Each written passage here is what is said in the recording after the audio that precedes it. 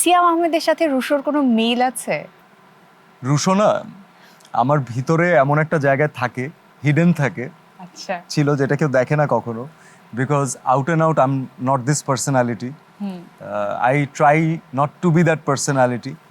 তবে আমার লাইফে এমন কিছু কিছু ইনসিডেন্ট খুব রেয়ার, দু একটা ইনসিডেন্ট হয়েছে।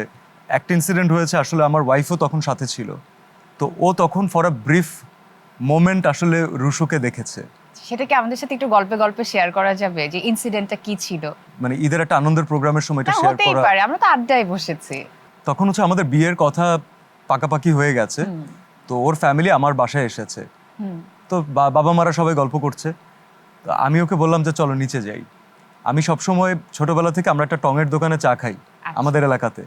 তো আমার সবসময় ইচ্ছে ছিল যে আমার ওয়াইফকে নিয়ে আমি সেই টঙের দোকানেই চা খাবো। আচ্ছা। তো এখন কথা যেহেতু পাকাপাকি হয়ে গেছে, আমার ফ্রেন্ডরা ওখানে আছে, তো আমি বললাম যে চলো আমরা একসাথে চা খাই, বাসায় চা খাবো না।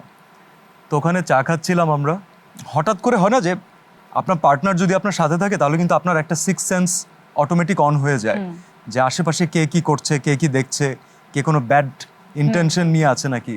তো তখন আমি দেখলাম যে ঠিক অপোজিট অ্যাঙ্গেল থেকে একজন খুব উইয়ার্ড এবং খুব একটা অড অ্যাঙ্গেল থেকে একটা ছবি তোলার চেষ্টা করছেন, ভিডিও করছেন, যেটা কোনো মেয়ের সাথে করা উচিত না কারো। আচ্ছা। তো আমি ওকে ওখানে রেখে আমি ওখানে গেলাম।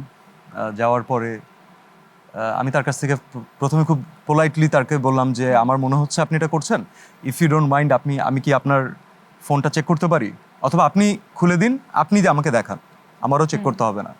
তো তখন উনি এমন এমন অ্যান্সার দেওয়া স্টার্ট করলেন, মানে সে ঝগড়া মোডে চলে গেলেন। তো তখন আমি বুঝলাম যে দেয়ার ইজ সামথিং রং। এরপর হচ্ছে আমি তার হাত থেকে ফোনটা টান দিয়ে নিয়ে নিলাম, টান দিয়ে নিয়ে আনলক প্যাটার্নেই ছিল অলরেডি। আমি খুললাম এবং আমি গ্যালারিতে দেখলাম যে শুধুমাত্র ওই মুহূর্তে দাঁড়িয়ে না, সে রেগুলার বেসিসে এরকম অনেক মেয়ের অনেক উইয়ার্ড অ্যাঙ্গেল থেকে ছবি তুলেছেন গ্যালারিতে। এবং তারপরে আমি তার সাথে যা করলাম সেটা আমার মনে হয় যে ন্যাশনাল টেলিভিশনে আমার বলা ঠিক না, তবে I am proud of that action. এবং কোনো ছেলে যদি কখনো রাস্তায় তার পার্টনারের সাথে অথবা অন্য কারোর সাথে এরকম দেখে, আমার মনে হয় তাদের এভাবেই বিহেভ করা উচিত। 10টা মানুষের সামনে ওরা মাইন না খেলে ওরা বুঝবে না যে what wrong that they have ডান।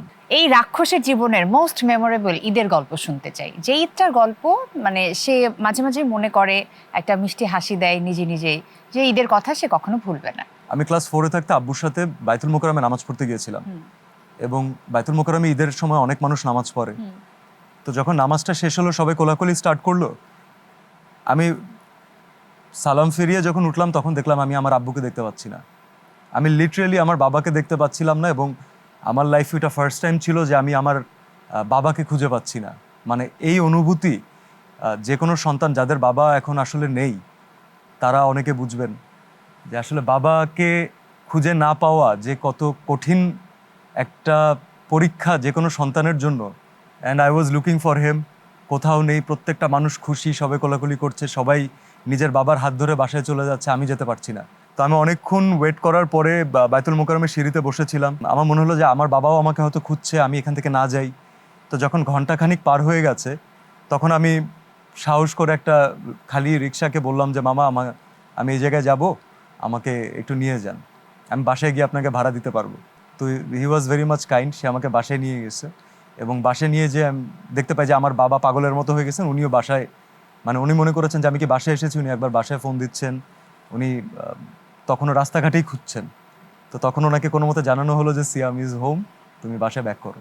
মানে হি ওয়াজ ক্রাইং। আচ্ছা, ছোটবেলার ঈদের কোন বিষয়টা এখন খুব মিস করেন, কি নেই এখনকার ঈদে, কোন অরাটা হারিয়ে গেছে? রেসপন্সিবিলিটি ছাড়া ঈদ এনজয় করা মিস করি।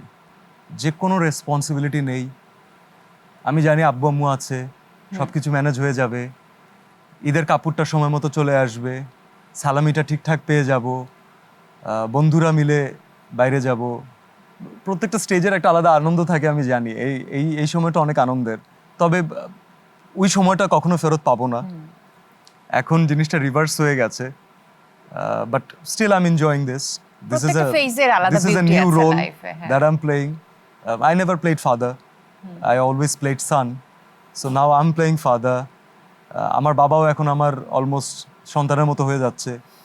তো it's like having 2 kids, 3 kids in fact. মা তো অলরেডি সন্তানের মতো হয়েই আছে, তাদের বয়স বাড়ছে, তারা জাস্ট সুস্থ থাকুক আর কি, দ্যাটস ইট। এতটুকু